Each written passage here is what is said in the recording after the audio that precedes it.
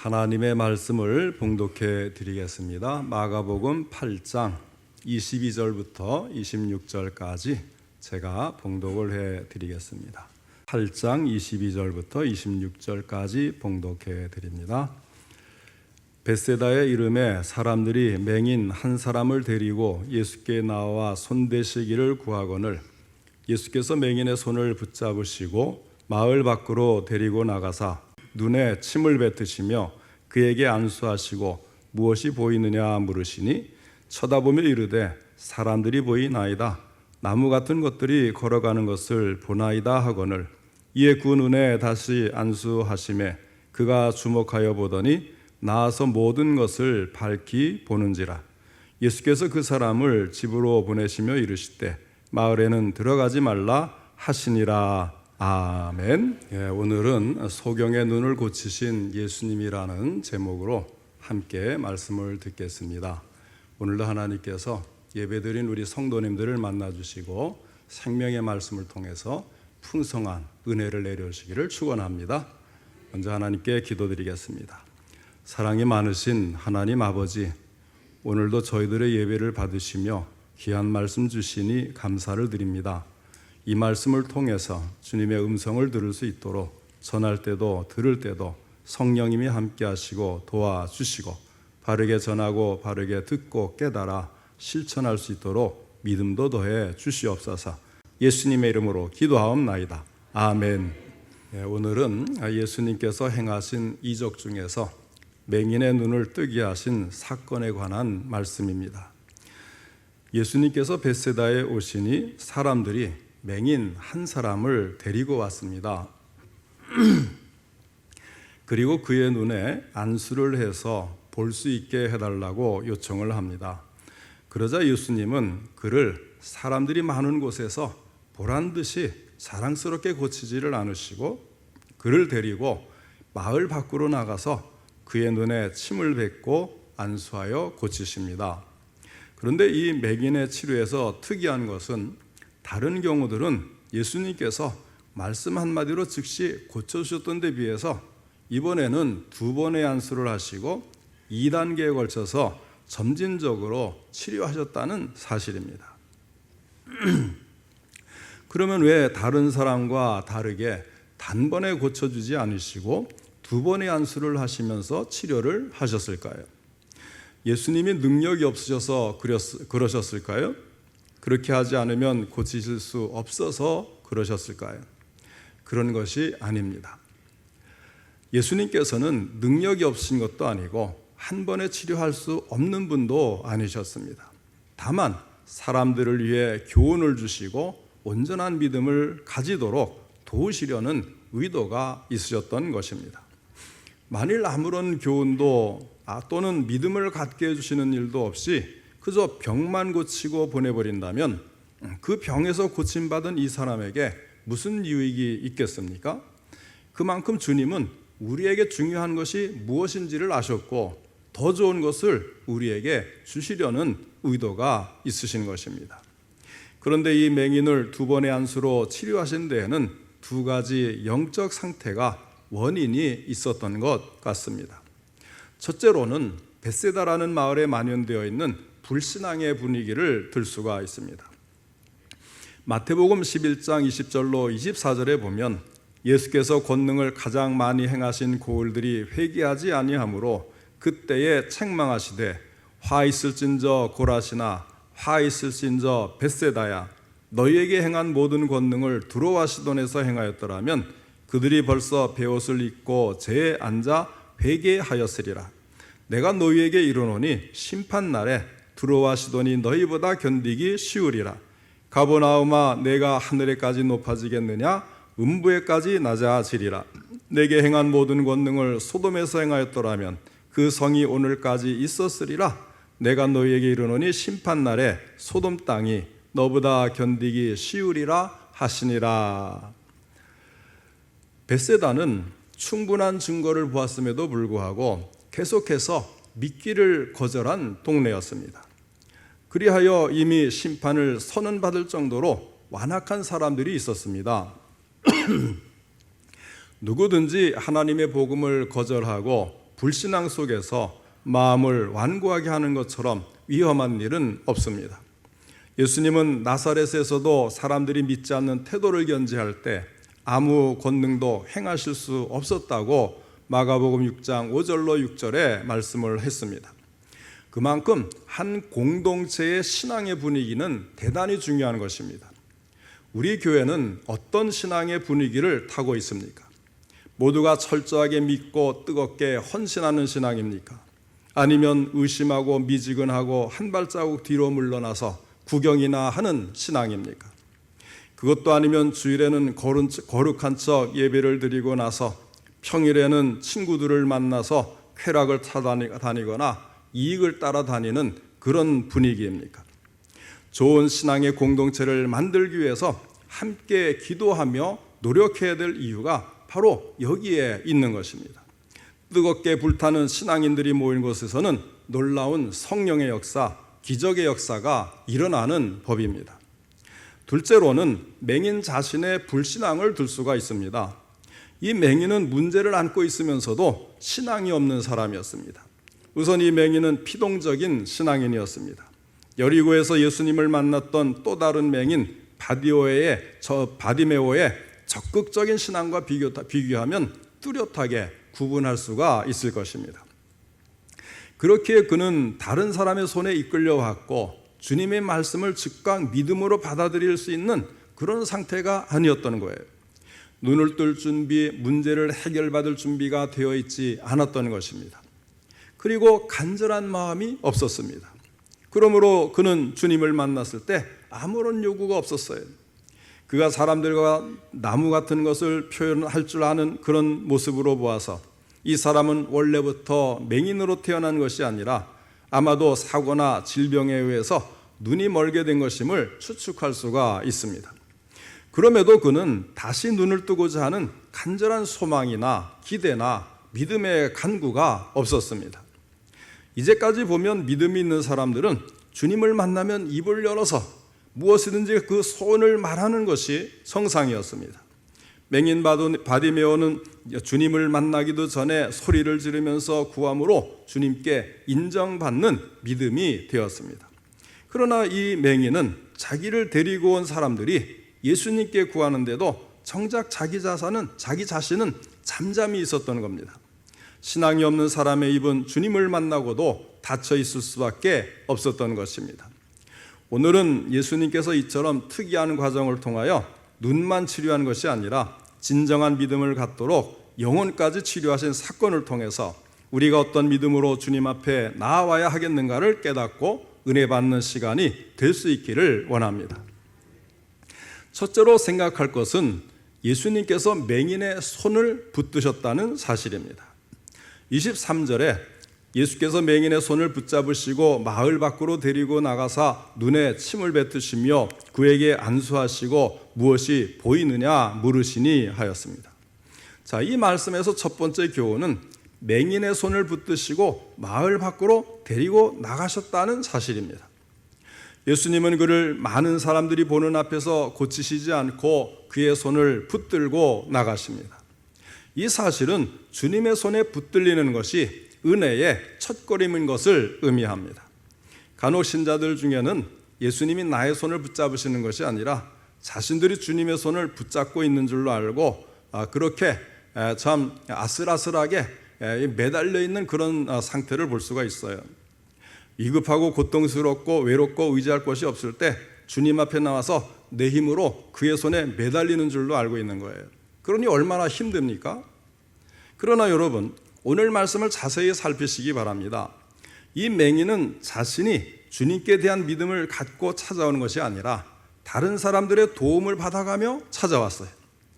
이렇게 찾아왔으나 결국 누구의 손에 붙들렸는가 하면 주님의 손에 붙들리게 된 것입니다. 주님께 나오는 과정과 경로는 여러 가지가 있을 수 있어요. 그러나 주님의 은혜를 받는 것은 반드시 주님의 손에 붙들려야만 하는 겁니다. 마치 소돔성을 빠져나오는 롯과 그의 가족이 하나님의 사자의 손에 붙들려 나온 것처럼 예수 믿는 사람들을 핍박하고 붙잡아 오기 위해 다메섹으로 가던 사울이 주님의 손에 붙잡힘으로 은혜를 받고 사도 바울이 된 것처럼 주님의 손에 붙잡히기만 하면 은혜를 받을 수가 있는 것입니다. 생명의 운동 또는 회복의 운동은 예수님의 손에 붙들릴 때만 일어나는 것입니다. 예수님의 손이 닿지 않는 곳에는 진정한 생명의 운동은 있을 수가 없고 회복의 은혜도 없는 것입니다. 그렇기 때문에 사람은 반드시 주님 앞으로 나와서 그분의 손에 붙들려야만 하는 것입니다. 그러면 회복을 위해서 우리는 무엇을 해야 합니까? 다만 주님 앞으로 나오기만 하면 되는 것입니다. 이 맹인이 사람들의 손에 의지하여 나온 것처럼 자위든 타위든 즐거운 마음이든 억지스러운 마음이든 상관이 없습니다. 다만 주님께 나와 천부여 의지없어서 손들고 옵니다 하고 고백하기만 하면 되는 것입니다. 그리고 주님께 인생의 무거운 짐을 내려놓고 회개하면 되는 거예요. 사랑하는 성도 여러분, 우리 성도님들 모두가 주님 손에 붙잡힘을 받으시기를 바랍니다. 둘째로 생각할 것은 예수님께서 맹인의 손을 붙드시고 마을 밖으로 데리고 나가셨다는 사실입니다. 주님은 왜 그를 데리고 마을 밖으로 나가셨을까요? 이 일에 대해서 학자들은 당시 유대인들은 주님의 복음보다 이적에 더 큰 관심을 가지고 있었기 때문에 그들의 관심을 복음 쪽으로 집중시키기 위해서 그렇게 한 것이다, 이렇게 말을 하는 사람도 있어요. 사도 바울도 유대인은 표적을 구하고 헬라인은 지혜를 찾으나 우리는 십자가에 못 박힌 그리스도를 전한다고 한 것으로 보아서 유대인의 경향이 얼마나 이 이적과 기적을 찾아다니는 사람들인가를 알 수가 있는 거예요. 또 어떤 학자는 많은 사람들이 혼잡하게 떠드는 곳에서는 맹인이 자신의 문제를 해결할 만한 신앙을 유발할 수 없었기 때문이라고도 말을 해요. 자, 여기서 우리는 오늘 본문의 말씀을 좀 더 깊이 묵상해 볼 필요가 있습니다. 주님께서 데리고 가신 마을 밖은 한적한 곳으로서 주님과 그가 단 둘이서 독대하여 교제할 수 있는 곳입니다. 은혜는 이렇게 조용한 곳에서 깊이 하나님과의 은밀한 교제가 있을 때에 받을 수가 있는 것입니다. 그래서 예수님 자신도 새벽 아직도 밝기 전에 일어나 나가 한적한 곳으로 가서 거기서 기도하셨고 하였습니다. 또 예수님 말씀하시기를 너는 기도할 때 내 골방으로 들어가 문을 닫고 은밀한 중에 계신 내 아버지께 기도하라고 하셨습니다. 우리가 새벽 기도회를 하는 이유가 무엇입니까? 새벽 기도회를 하는 이유는 새벽 아직도 밝기 전에 기도를 하는 것이 주님의 손에 붙들려서 마을을 빠져나간 맹인과 같이 주님과 신령한 교제를 이루는 데에 도움이 되기 때문입니다. 우리 성도님들이 새벽 기도에 좀 더 많이, 좀 더 열심히 나오셔서 주님과 신령한 교제를 나누면서 특별한 은혜를 받으시기를 바랍니다. 이제 새벽 기도가 없어지지 않겠어요? 어떻게 생각하십니까? 한국교회 특징은 새벽 기도회잖아요. 네. 그래서 미국에 가도 한국은 한국 사람들이 세운 교회는 새벽 기도를 해서 1시간, 2시간 차를 몰고 와서 새벽 기도회를 하다가 시간이 지나면서 미국 교회는 주일날만 또 했었다 그래요. 근데 요즘에는 안 하는 교회가 많다 그래요. 그런데 한국에도 이 새벽 기도회를 매일 하는 교회가 조금씩 이제 줄어들고 있는 상황이죠. 안 모이니까. 우리 교회도 지금 연세 드신 분들만 옛날에 그 신앙, 뜨거웠던 신앙을 가지고 새벽에 나오시지 않습니까? 그래서 젊은 사람들은 이제는 새벽에 보기가 어려워요. 얼마 전에 총회장 했고 서울의 큰 교회에 목회를 했던 목사님이 좀 이제 개인적으로 아니까 대화를 한번 할 기회가 있었어요. 그래서 우리 교회에 이제 한번 또 이제 그 초청을 해서 말씀도 들었는데 그러면 대화하면서 그런 이야기를 했죠. 우리 교회는 얼마나 나오시는가? 그래서 몇 분이 나오십니다. 그러니까 많이 나오시네요. 그러더라고요. 그래서 목사님 교회도 굉장히 많이 나오실 텐데요. 그리고 우리 그러면서 또 물어봐요. 장로님들은 다 나오십니까? 예, 장로님들 다 나와요. 목사님 교회도 장로님 많이 나오시죠? 그랬더니 대답을 안 하시는 거예요. 서울이니까 멀리서 이렇게 오게 되면 새벽기도 나오기가 불편하겠죠. 그런데 장로님들 다 잘 나오시죠? 그러니까 대답을 안 하시는 거예요. 지금 이제 우리나라도 이제 뭐 이틀에 한 번 또 주일날만 새벽 기도하는 그런 교회가 이제 조금씩 생기고 있는 것 같아요. 그러나 여러분, 이 새벽 기도는요, 자기를 위해서 나오는 거예요, 사실은. 그래서 제가 지난번에 말씀을 드렸잖아요. 저는 모든 시험을 이제 기도하면서 통과했다고. 고등학교도 입시가 있었는데 중학교 때부터 제가 새벽에 나왔거든요. 근데 새벽 기도회를 중학교 때 이제 나오면, 옛날에는 2층이 이렇게 의자로 되어 있고 1층은 바닥으로 되어 있어서 1층에서 이제 무릎 꿇고 새벽 기도를 하잖아요. 그런데 젊은 엄마가 기도하러 나왔는데 초등학교 2학년짜리가 따라 나온 거예요. 중학생인 제가 나온다고 뿌듯했는데 초등학교 2학년짜리가 새벽 기도회를 나와서 기도를 하는 거예요. 그랬더니 보니까 집안은 가난한데 얘가, 옛날엔 초등학교 학생들이 많았잖아요. 국민학교라 그래가지고 전교 1등을 하는 거예요. 꾸준히 나와요, 초등학교 학생이. 놀랍지 않습니까? 그런데 1등을 하더라는 거예요, 전교에서. 그것도. 그래서 하나님께서는 역시 기도를, 우리가 기도하는 걸 좋아하시고, 이렇게 참 진심으로 주님을 만나 교제하면서 기도하면 들어주시는구나. 그래서 저는 기도하면서 계속 입학 시험을 잘 통과했다고 그랬지 않았습니까? 우리 이제 좀 더 우리 교인들도, 이젠 젊은 사람들도 좀 나와서 새벽 기도를 해주시길 바라요. 제가 굉장히 예전에는 많이 강조를 했는데 그 다음부터 강조를 안 하기 시작했어요. 왜 안 하냐면 해도 안 나오는데요. 새벽 기도 나오자고 그래도 안 나오는데요. 재직들은 나오십시오 그래도 안 나오는데요. 이제는 새로 임직하신 분들이 좀 더 관심을 가지고 새벽 기도에 참석해 주시기를 바랍니다. 더군다나 다음 주일 이후에 또 한 주간이 무슨 주간입니까? 고난 주간이잖아요. 이런 때에 특별히 새벽 기도에 나와서 기도하면서 주님께서 나를 위해 고난 받으셨던 일을 묵상하면서 주님과 함께 교제하며 지낼 수 있기를 바랍니다. 사도 바울은 처음 주님의 은혜를 받았을 때 복잡한 이스라엘과 예루살렘을 빠져나와서 아라비아 광야로 갔다고 나오잖아요. 아라비아 광야에서 3년 동안 주님과 신령한 교제를 가짐으로 거기에서 말씀을 깨닫고 큰 사도가 된 것 아닙니까? 이삭은 한적한 곳에서 명상을 하다가 신부 리브가를 만났습니다. 이스라엘 백성들은 새벽 일찍 일어나 여리고성을 7바퀴를 돌므로 성벽이 무너지고 여리고성을 정복할 수가 있었고, 우리는 새벽 기도에 참석을 해서 새벽을 깨움으로 해서 영적인 부흥을 도모하고 하나님의 은혜를 체험하며 가나안의 축복을 누리게 될 줄로 믿으시기를 바랍니다. 셋째로 생각할 것은 예수님께서 2번의 안수를 통해서 2단계 치료를 하셨다는 사실이에요.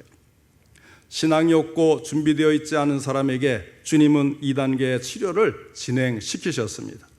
그것은 처음에는 희미하게 보이게 했다가 나중에는 뚜렷하게 보게 하는 그런 방법이었습니다. 우리의 신앙생활도 마찬가지예요. 신앙생활을 시작할 때부터 모든 것이 다 분명하게 보일 수는 없잖아요. 그러나 시간이 흐르고 알든 모르든 열심히 주님 앞에 나오고 모이고 어울리고 배우고 행하다 보면 성령님의 도우심으로 점점 깨달아 알게 되고 구원의 확신도 생기고 신앙의 길을 명확하게 알게 되는 거예요. 콩알이 맺히는 걸 보면요, 처음에는 콩깍지가 먼저 생기잖아요. 아직 알이 없어요. 근데 콩깍지가 생기면 그 다음에 그 빈 깍지 속에 콩이 조그맣게 나오기 시작해요. 그러면서 이제 시간이 지나면서 그 콩알이 굵어지고 여물게 돼서 우리가 이제 콩깍지를 열면 그때 이제 아주 실한 콩을 볼 수가 있는 겁니다. 그러니까 우리가 신앙생활하는 것도 마찬가지예요. 처음에는 그냥 무조건 열심히 나오는 거예요. 집회마다 참석하는 거예요. 새벽기도 합시다 그러면 새벽도 나오는 거예요. 그러다 보면 그 열심이라고 하는 콩깍지 속에 신앙의 열매가 겨자씨만하게 생겼다가 아주 실한 콩알로 여물게 되는 것입니다. 처음부터 다 할 수 없다고 조급한 마음으로 실망하거나 빨리 포기해서는 안 되는 것입니다. 1단계로 주님은 맹인의 손을 붙잡으시고 마을 밖으로 데리고 나가서 눈에 침을 뱉으시고 안수를 하셨어요. 그 당시에 이 침은 이 치료 효과가 있다는 그런 이제 관습이 있었습니다. 그러니까 이제 믿음을 주시기 위한 하나의 이 자극적인 방법이 되겠죠. 그렇게 침을 뱉고 안수를 하시고 물어보셨어요. 무엇이 보이느냐? 그러자 보이지 않던 눈이 조금씩 열리기 시작을 합니다. 대답하기를 사람들이 보이나이다. 나무 같은 것들에 걸어가는 것을 보나이다. 아주 희미하게 보이기 시작한 거예요. 사람이 사람으로 보이지 않고 뭔가 나무 같은 게 이제 희미하게 보이니까 이제 걸어가는 것이 보이기 시작하는 거죠. 그러니까 신기하잖아요. 어쨌든 다 잘 보이지는 않지만 조금씩 보이기 시작하는 게 맹인은 너무나 신기한 거예요. 예수님에 대한 인식이 달라지는 거예요. 그의 마음속에 믿음이 일어나기 시작한 것입니다. 믿음이 생긴 그는 이제 완전한 치료를 받을 준비가 되었습니다. 예수님은 2단계 치료에 들어가셨어요. 그 눈에 재차 다시 한번 안수를 하십니다. 그러자 맹인이 주목하여 보더니 모든 것을 밝히 보았다. 본문 말씀에 기록을 하고 있습니다. 주님의 능력이 부족하여서 2번 안수한 것이 아니었습니다. 그의 믿음을 일깨우시려는 목적이 있었던 것입니다. 그의 믿음만큼 눈이 열리는 역사가 일어나는 것을 보여주는 것입니다. 사랑하는 성도 여러분, 우리는 믿음만큼 밖에는 볼 수가 없고 믿음만큼 밖에는 역사하지 않음을 기억하시기 바랍니다. 적은 믿음은 적게 보고 적게 역사합니다. 그러나 큰 믿음은 크게 보고 크게 역사합니다. 믿음이 없어 주님의 은총이 방해받지 않도록 온전하게 주님을 믿고 의지하시기를 바랍니다.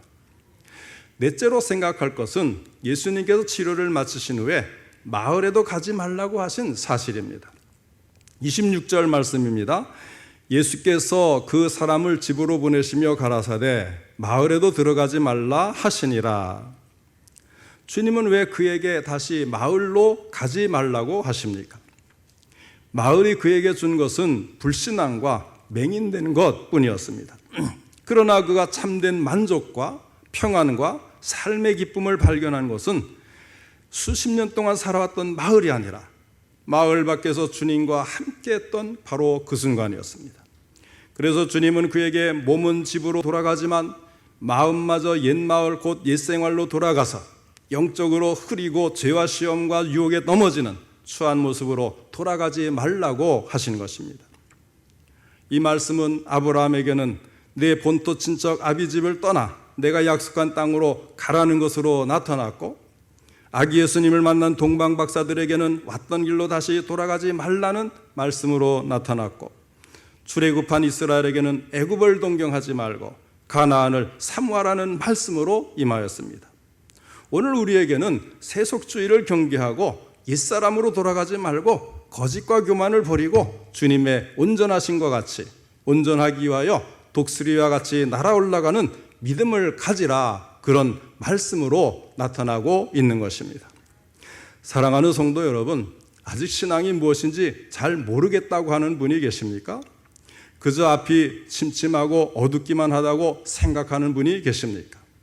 아니면 갑자기 어려운 일이 생겨서 마음이 어두워지고 신앙의 길은 앞이 잘 안 보이는 그런 분들이 계십니까? 혹은 주변의 좌절과 시리 속에서 살아가는 분들이 있으십니까? 이런 분들은 주님의 손에 꼭 붙잡히시기를 바랍니다. 그리고 주님과 함께하는 시간을 가지시고 마음을 열고 주님을 받아들이시기 바랍니다. 그러면 주님은 감사하게도 우리의 연약함들을 치료해 주실 것입니다. 그래서 하나님 앞에서 소망을 가지고 일어설 수 있게 해주실 것입니다. 의심하지 마시고 다시 세상으로 믿음 없는 세계로 돌아가지 마시기 바랍니다. 그리고 교회에서 행하는 모든 집회는 다 나를 위한 것이다, 이렇게 믿고 항상 열심히 참석하시기를 바랍니다. 그것이 주님의 손에 붙잡히는 방법입니다. 콩깍지를 만드는 방법이 되는 거예요. 그렇게 믿음이 성장해서 주님의 치료와 기적의 능력을 체험하는 우리 성도님들 되시기를 바랍니다. 우리 교회 모든 교인들은 모두가 열심히 주님 전에 나와서 예배를 드리고 주님의 일에 또 열심히 동참하고 믿음으로 주님을 바라보고 더욱 믿음이 성장해서 기적을 체험하는 우리 모든 성도님들 되시기를 주님의 이름으로 축원합니다.